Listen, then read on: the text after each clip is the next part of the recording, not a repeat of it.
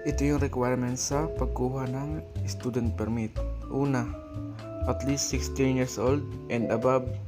Number 2, presentation of original and submission of 1 photocopy of birth certificate. At kung kasal naman, marriage contract. Number 3, medical certificate. Number 4, certificate of completion of 15 hours theoretical driving course. Ito yung makukuha mo sa training center, tinatawag na TDC. Number 5, photocopy of any issued ID with photo and signature the applicant.